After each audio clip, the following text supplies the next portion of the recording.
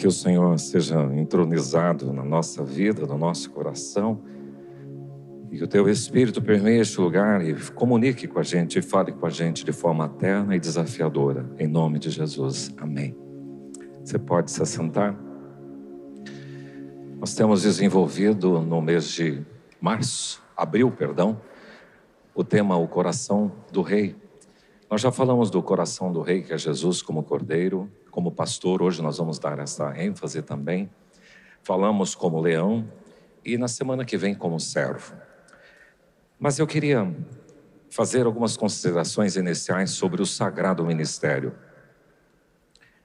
Há 30 anos, quando eu ainda estava sentado numa cadeira de seminários, há 30 anos atrás, na minha preparação teológica, um professor chamado Alexandre Meimarides, ele disse assim: tem muitas pessoas que acham que o ministério do pastor, do missionário, de um obreiro, é mais santo do que aquele que é engenheiro, que é um gari, que é um advogado, um médico. E não é verdade. E ele ensinou, e desde aquela época eu aprendi, que a afirmação é assim, que quem exerce o seu ofício como uma vocação que Deus designou e faz com o propósito de glorificar a Deus é tão santo quanto o chamado ao ministério pastoral, missionário ou qualquer outro ofício nessa dimensão. É isso que se deduz da orientação do apóstolo Paulo, que diz: cada um permaneça na vocação e que foi chamado. Então a sacralidade não está no ofício em si mesmo, mas na forma como você exerce e o propósito que você é orientado naquilo que você realiza. A segunda consideração é o embasamento bíblico para o ministério. Eu estava contando, eu tenho 33 anos de ministério ordenado, mais 5 anos de exercício ministério não ordenado. Então vai fazer 38 anos no ministério pastoral, praticamente. Nesse tempo todo, eu colecionei alguns textos bíblicos que marcam o chamado ministerial. O primeiro deles o que eu mais gosto, é rogai, pois, ao Senhor da seara que mande mais trabalhadores para a sua seara. O segundo é de Timóteo, porque eu me incluo aqui, fiel é a palavra, e se alguém expira o episcopado, excelente obra almeja. Mas na segunda carta de Paulo a Timóteo, ele diz assim, e é o meu lema: sou grato a Deus para com aquele que me fortaleceu, Cristo Jesus nosso Senhor, que me considerou fiel, designando-me para o ministério. Eu sempre entendi que isso aqui, o ministério não é uma decisão minha, é uma designação divina. Assim, nós estamos falando hoje de sagrado ministério, de vocação, então essa consciência é importante. E na lida pastoral, há uma orientação de Paulo, quando ele está escrevendo à igreja de Corinto, das dificuldades ministeriais, ele diz assim: lutas por fora e temores por dentro. Então, uma afirmação um pouquinho sobre o que é a base bíblica para o sagrado ministério. A terceira coisa é sobre a confirmação da igreja, porque a vocação nasce no íntimo da pessoa, porém ela é confirmada pela igreja, ou seja, Deus fala ao coração de uma pessoa, de um indivíduo, mas ele vai usar a comunidade de fé para atestar, lapidar e enviar. É assim que a Igreja Presbiteriana Independente do Brasil procede, porque os seus candidatos são encaminhados pelo conselho ao Concílio Superior, que é o presbitério, e ele, como candidato oficial, cursa o seminário. Depois de cursado o seminário teológico, ele tem que passar por um período que é chamado de licenciatura, de 1 a 3 anos, e vai ser ordenado, que é o processo que nós estamos acompanhando hoje, que vamos passar. Então é importante vocês entenderem que a igreja precisa ver no candidato a habilitação e a capacidade para o ministério. Em quarto lugar, a ordenação ao sagrado ministério. A ordenação é o ato, e nós vamos participar daqui a pouco, solene, que publica, que confirma e separa uma pessoa vocacionada para o exercício oficial do ministério pastoral. Ordenar é dizer publicamente: nós conhecemos que essa pessoa está habilitada e chamada e apta para o ministério de sua responsabilidade. E quinto, esse aqui é o mais delicado, vamos ver como é que eu saio nessa. O ministério feminino. Eu vi que vocês estão muito de cor-de-rosa, de um monte de mulheres hoje aqui, que bonito vocês estão, que prazer. A Alda Célia também está com a gente nesse momento, pastora, muito legal. O ministério feminino tem o seu lugar na igreja como expressão dos dons concedidos por Deus a homens e mulheres. E essa atuação deve acontecer com sabedoria, também em ministérios específicos da igreja local, respeitando a ordem bíblica e a harmonia da família. É a forma como eu interpreto a questão do ministério feminino. Agora, exemplos bíblicos de liderança feminina. Por exemplo, Débora, que foi juíza e profetisa, Miriam, que foi de Moisés, irmã, profetisa que liderou o povo em oração. No ensino e discipulado, nós vamos encontrar Priscila, esposa de Áquila, que colocou Apolo no caminho do Senhor. Na área diaconal, você vai encontrar Febe e Tabita, que eram chamadas de serva, que é diaconia, diáconos, e conhecida também por obras de ajuda aos necessitados. No ministério feminino de apoio ao ministério e hospitalidade, nós vamos encontrar Lídia, que foi convertida através de Paulo lá na cidade de Filipos, e mulheres que seguiam a Jesus, como está escrito em Lucas 8, 1-3, Joana e Susana, que contribuíram financeiramente para o ministério de Jesus, está registrado no Evangelho de Lucas. Na área do testemunho e da proclamação, nós temos a mulher samaritana que evangelizou a cidade dela depois da conversão, de encontrar Jesus. E Maria Madalena, que foi a primeira a encontrar com Jesus no túmulo e foi testemunha da ressurreição e enviada foi para testemunhar aos discípulos. E na área da profecia, filhas de Filipe, que eram 4 profetisas jovens, e Ana, que falava sobre o Messias, aquela que pegou Jesus quando ele foi apresentado. Então, esta é a abordagem sobre a fundamentação bíblica. Eu quero convidar você a abrir a sua Bíblia no texto de Isaías 6, versículo 8 apenas. Nós vamos fazer apenas a reflexão sobre esse texto. O texto bíblico diz assim: depois disto, ouvi a voz do Senhor que dizia: a quem enviarei e quem há de ir por nós? Disse eu: eis-me aqui, envia-me a mim. Vamos ler juntos? Depois disso, ouvi a voz do Senhor que dizia: a quem enviarei e quem há de ir por nós? Disse eu: eis-me aqui, envia-me a mim.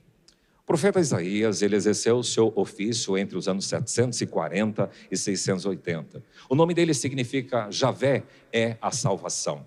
E ele foi chamado num tempo de crise nacional, e quando um grande rei morre, porque isso ele começa a descrever no capítulo 6, e o povo está espiritualmente doente.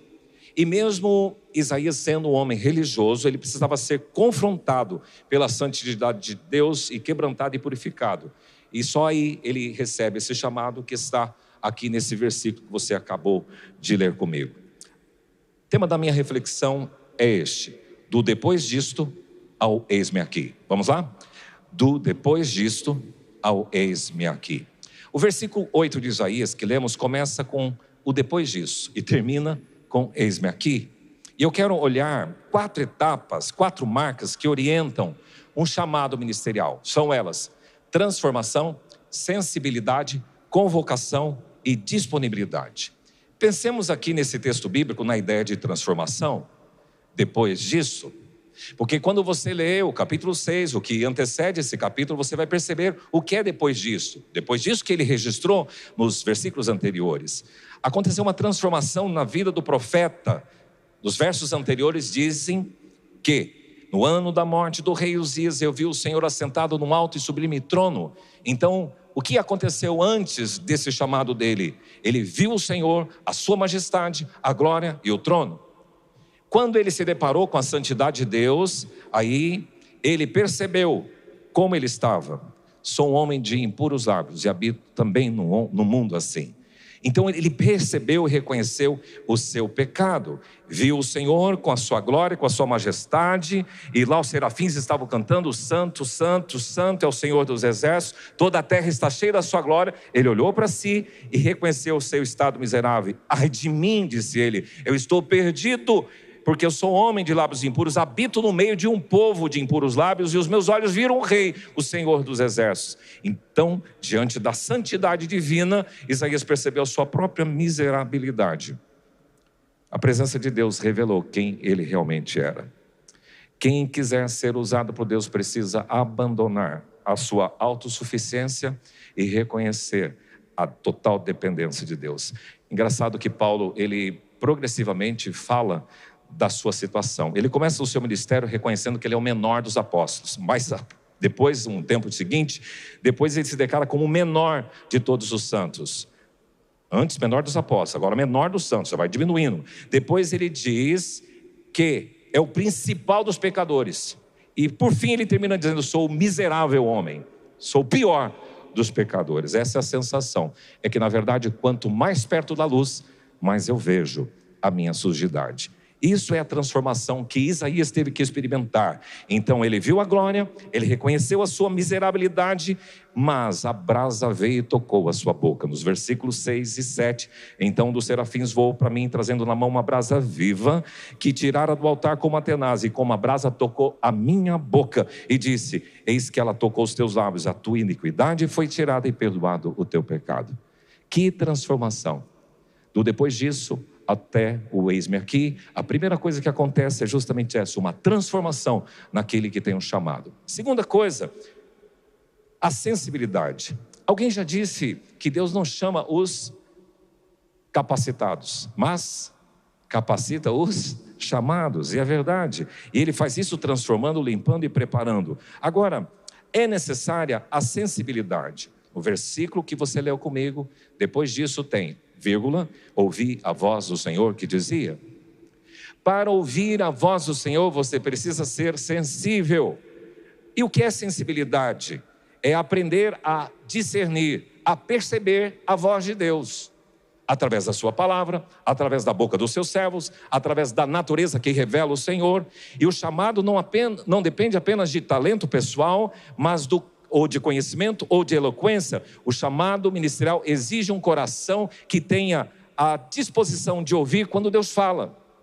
E tem que gastar tempo para ouvir Deus. Tem que silenciar os ruídos estridentes que a gente escuta no dia a dia. Há muitas vozes que querem falar e nem todas procedem de Deus, tais como o seu ego, tais como o medo, a pressa, as distrações, as opiniões e as ambições pessoais podem sufocar a voz de Deus. Então, quando o coração aprende a fazer silêncio diante do Senhor, a sensibilidade espiritual cresce. Para ser sensível, precisa ser movido por compaixão. Ser movido por compaixão pelas entranhas. Jesus, num dos registros dos evangelistas, diz: tendo Jesus visto as multidões, vendo o Senhor Jesus as multidões, compadeceu-se delas. Há algo dentro do seu coração. E a compaixão não é só que dó, mas é fazer algo. Então, sensível para aquele que é chamado é isto. Antes de dizer, eis-me aqui, é preciso ouvir a voz de Deus. Passa pela transformação e é sensível à voz de Deus para discernir e responder. Agora, você pode desenvolver a sensibilidade espiritual no seu ministério, no seu chamado. Como? Desenvolva um tempo de oração e de escuta. Eu acho muito sugestivo, aqui dentro da sala de oração, nós temos 6 cabines para você entrar e ficar em silêncio com Deus. Comece a exercitar coisas assim, mas você pode entrar no seu quarto em secreto. Outra coisa, discerne e combata os ruídos que normalmente produzem ou procuram abafar a voz de Deus. Desliga o celular, desliga algumas coisas que te impedem de ouvir a voz de Deus. Terceiro, busque o discernimento espiritual através da palavra. Senhor, fala comigo, fala através da sua palavra. E exercite um coração sensível às pessoas e às suas necessidades. Toda quarta-feira eu participo de um grupo de discipulado de pastores do Rio Grande do Sul, de São Paulo e de Várzea Grande ali no Cuiabá. E sempre a nossa líder faz uma pergunta: o que Deus está dizendo ao seu coração nessa semana? É preciso ter sensibilidade. Então, nós temos transformação, primeira etapa, sensibilidade. Terceira etapa, convocação. E aqui nós encontramos no texto: a quem enviarei e quem há de ir por nós? A pergunta a quem enviarei ainda ecoa, ela não para. Deus continua buscando homens e mulheres dispostos a anunciar, cuidar, servir e pastorear. Essa pergunta do Deus Javé é a mesma. Há uma missão a ser cumprida, há uma tarefa a ser realizada, e Ele continua chamando. Por isso que a designação tem a ver com convocação. Achei interessante porque eu, ao invés de colocar chamado, eu falei convocação. Essa palavra usei porque é iniciativa de Deus a convocação, em chamar pessoas. Não é uma escolha, então, é uma determinação, uma designação. A convocação tem origem no céu, porque Deus é quem chama. É um chamado para uma missão específica, num tempo específico, uma necessidade específica. E vai envolver em mim, em todos aqueles que são chamados, responsabilidade, fidelidade, peso espiritual e serviço sacrificial, como falamos no domingo que passou. Como coloca isso em prática? A convocação não pergunta: o que você quer fazer? O chamado ministerial, a pergunta certa era: para que Deus está me chamando? Essa é a pergunta. Então, eu entendo o chamado envolve mais a cruz do que holofotes. Envolve mais a cruz do que o status. Então, quando o Senhor toca o seu coração, responda com seriedade. Busque conhecer as necessidades ao seu redor e se envolva. Algumas vezes nas lutas ministeriais, a Néia me disse, eu casei com o Edson, não casei com o pastor. Nos momentos de algumas crises, ela sempre falou isso. Mas ela foi compreendendo o ministério no processo e sempre se dispôs a carregar o paletó do marido. Ela sempre fez isso e com muita presteza. Aprendeu a ser rápida, a otimizar o tempo e sempre se mostrou disposta a acompanhar e servir. E não permitir que o João Gabriel ficasse correndo no culto, e porque a igreja cobra muito de filho de pastor. Então a gente foi muito certinho com o nosso menino. A Néia começou a ler alguns livros. Um livro que ela nunca conseguiu concluir, sabe qual era? A Mulher Sem Nome, que é a esposa de pastor. Porque é engraçado, às vezes a gente estava caminhando na rua, ou encontrava no shopping, e eu estava com ela do meu lado, e de repente as pessoas, oi pastor! E cadê? Não vão falar, ô Néia. Sempre oi pastor. E por isso que esse livro trata desse anonimato da mulher, da esposa de pastor, que é uma mulher sem nome. O pastor eles conhecem, mas a mulher não. Agora vai inverter, ô pastora, e o Edson do lado, tomara que isso aconteça. Na vida profissional ela atuou na área da educação como professora e coordenadora, mas houve uma virada de chave em 2017, quando ela passou por um câncer na tireoide. Fez cirurgia, tratamento, iodoterapia, e nesse tempo de enfermidade em licença, foi um tempo de reflexão. Ela comentou comigo que antes ela precisava que Deus falasse através das pessoas, mas na enfermidade ela teve a sua própria experiência de Deus falando diretamente com ela. Isso aconteceu entre 2018 e 2019. A Néia sempre foi uma moça, uma mulher tímida. Conheci a Néia com 14 anos. Ela casou com 18. Começou a namorar com 14 anos. Foi quando nós começamos. E ela sempre disse, não me deixe sozinho com as pessoas, não sei o que conversar, como é que eu vou falar para as pessoas, o que eu vou falar? Falei, mulher, se vira, vai, fala sobre os assuntos de mulher. E ela, hoje, ela é desinibida, ela fala, quem fez isso? Deus. Uma vez, eu trabalhava à noite e eu não podia ir na célula, falei, Néia, você vai dirigir a célula? Ela falou, vou, mas eu tenho que fazer isso? Vai, você vai dirigir a célula. Sabe o que ela fazia? Orava para ninguém ir na célula naquela noite. Falei, Néia, os pastores sempre pedem para as pessoas vir, você está orando para ninguém ir. Mas tamanha era a timidez.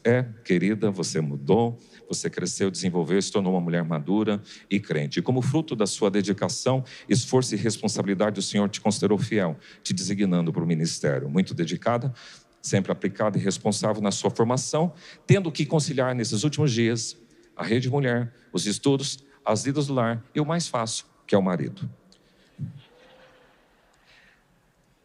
Como a Néia veio parar na equipe ministerial? Nós passamos na rede ministerial com algumas mulheres que estavam trabalhando com as mulheres. E de repente a gente ficou sem nenhuma para trabalhar. Falei, agora, meu Deus, quem que nós vamos colocar? Eu tive um sonho. E acordei e falei para a Néia o sonho. Néia, eu sonhei que veio um pastor lá de Ponta Porã e convidou você para trabalhar lá na igreja dele. Vai dormir, que estranha é essa conversa? Falei, sei lá. Mas naquele dia deu um estalo. Falei, por que eu não converso com a Néia? Vou conversar com o conselho, pedir permissão para fazer um test drive, porque ela já está no ministério, ela já atua. Era só um caminhar. E foi assim que aconteceu. Depois ela pode contar com mais detalhes sobre isso. A convocação veio de forma natural. E ela está chegando, porque houve reconhecimento do conselho e também da equipe ministerial e do presbitério que hoje ordena. Pois bem, nós estamos vendo aqui que o chamado ministerial tem, primeiro, repita comigo, transformação, sensibilidade, convocação e por fim, disponibilidade. Disse eu, eis-me aqui, envia-me a mim. O conceito de disponibilidade. Uma pessoa que tem disponibilidade não é alguém à toa, que tem tempo sobrando, mas alguém que tem um coração pronto, alargado, e disposto a servir onde, quando e como for necessário. A pessoa disponível, ela não escolhe serviço. A disponibilidade é prontidão para obedecer, é uma entrega voluntária, estar aberto para cumprir a vontade de Deus, ter coragem para aceitar a missão e renunciar ao comodismo. Temos algumas pessoas da IPI de Maracaju aqui, e recordo que em 87, 88, 89, todos os finais de semana praticamente nós íamos Saímos no sábado, ficávamos na casa dos irmãos, ficávamos sábado e domingo, voltávamos domingo à noite para Dourados. 3 anos nós fizemos isso. Quando nasceu o Gabriel, nós ficamos aqui em Dourados e assumimos a igreja então em 90. Mas ela sempre teve essa disponibilidade de ir. E às vezes tínhamos um Fusca 1500 amarelo, íamos pela picadinha aqui, e aquele barrigão balançando para lá e para cá. Mas a gente se divertia, comprava uma marmita na Casa Moreira e parava lá na beira do rio e a gente comia. Tempo gostoso que nós vivemos no início do nosso ministério. Obediência, humildade, flexibilidade, responsabilidade, sacrifícios, fidelidade, são palavras que marcam a verdadeira disponibilidade. Agora, nós estávamos em Israel na última viagem e nós visitamos uma casa. E é interessante que lá fala os amigos de Israel, a casa dos amigos de Israel. Hineni é essa palavra hebraica que significa eis-me aqui. Interessante que esta palavra Hineni, ela é utilizada por alguns personagens bíblicos. Abraão, quando foi colocado à prova, o Senhor Deus chegou para ele e disse: Abraão, e ele respondeu: Hineni, eis-me aqui. Jacó, falou Deus a Israel em visões de noite e disse: Jacó, Jacó. E ele respondeu: Hineni, eis-me aqui. Moisés, vendo o Senhor que ele se voltava para ver Deus no meio da sarça, o chamou e disse: Moisés, Êxodo 3:4, Moisés, Moisés. Ele respondeu: Hineni, eis-me aqui. Samuel, 1 Samuel 3:4, o Senhor chamou o menino: Samuel, Samuel. E esse respondeu: Hineni, eis-me aqui. E Isaías 6:8, esse profeta. Depois disto, Isaías ouviu a voz do Senhor que dizia: a quem enviarei? A quem há de ir por nós? E disse eu: Hineni, envia-me a mim. Uma pessoa que responde Hineni ao chamado do Senhor está dizendo: eu estou disponível para um ministério, para servir na missão que o Senhor me confiou. Do depois disto ao Hineni. As etapas pelas quais Isaías passou no seu chamado foram transformação, sensibilidade, convocação e disponibilidade. Com a gente não é diferente ainda hoje. Para o exercício do ministério pastoral, é necessário passar por essas etapas: transformação, sensibilidade, convocação e disponibilidade. Eu encerro com um dos meus textos prediletos sobre ministério. E percorria Jesus todas as cidades e povoados, ensinando nas sinagogas, pregando o evangelho do reino e curando toda sorte de doenças e enfermidades. Vendo ele as multidões, compadeceu-se delas, porque estavam aflitas e exaustas, como ovelhas que não têm pastor. Então se dirigiu aos seus discípulos: a seara na verdade é grande, mas os trabalhadores são poucos. Rogai, pois, ao Senhor da seara que mande mais trabalhadores para a sua seara. Jesus é a maior referência de vocação ministerial, de ministério pastoral. Ele mesmo faz o convite: aprendei de mim. O que Jesus ensina aqui é que o ministério é movimento e não é acomodação. Percorria Jesus. É muito lindo isso.